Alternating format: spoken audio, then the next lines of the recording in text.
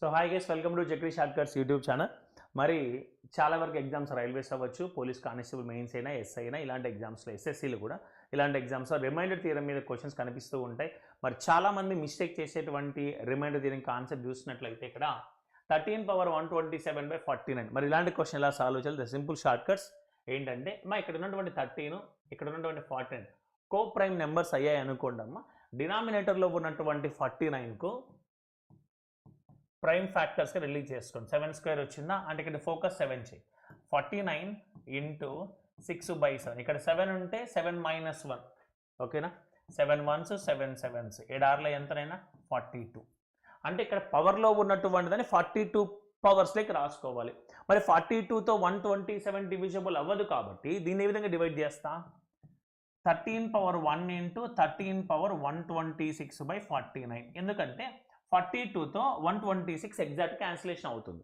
మరి దీని ఇక్కడ 13^1 × 13^42^3/49. ఇక్కడ నుంచి ఇక్కడికి ఏ ఫార్మేషన్ అంటే a⁻m (n) a⁻mn ఫార్మేషన్ అమ్మ. ఎప్పుడేం గుర్తుపెట్టుకొని ఈ ఫార్మేషన్ చూసారా? ఇది ఎప్పటికీ రిమైండర్ 1 యూలర్స్ థీరం ప్రకారం, అంటే ఈ కన్వర్షన్ చేసి రాస్తే ఈ ఫార్మేషన్లో రిమైండర్ ఎప్పుడు 1 వస్తుంది. ఇంటూ 13/49 అంటే 13 49తో డివిజబుల్ చేస్తే రిమైండర్ మనకు 13. సో 1 × 13 13. సో రిమైండర్ ఎంతనైనా 13. మరి ఇలాంటి ప్యాటర్న్ క్వశ్చన్స్ని కూడా ఈ మెథడ్స్లో, ఈ థీరం పేరు యూలర్స్ థీరం, ఇలాంటి మెథడ్స్ ప్రకారము మనం సింపుల్గా షార్ట్ కట్స్ యూస్ చేసి సాల్వ్ చేసుకోవచ్చు. అండ్ మీకు ఇక్కడ హోంవర్క్ క్వశ్చన్. సో 5^75/18. మరి ఇక్కడ కూడా 5 మరియు 18 అనేటువంటివి కోప్రైమే కదా. మరి ఇక్కడ క్వశ్చన్లు అంటే 18తో డివిజిబుల్ చేస్తే వచ్చే రిమైండర్ ఎంత? This your question. మరి మన చక్రీ షార్ట్ కట్స్ యాప్ను ప్లే స్టోర్లో డౌన్లోడ్ చేసుకోండి.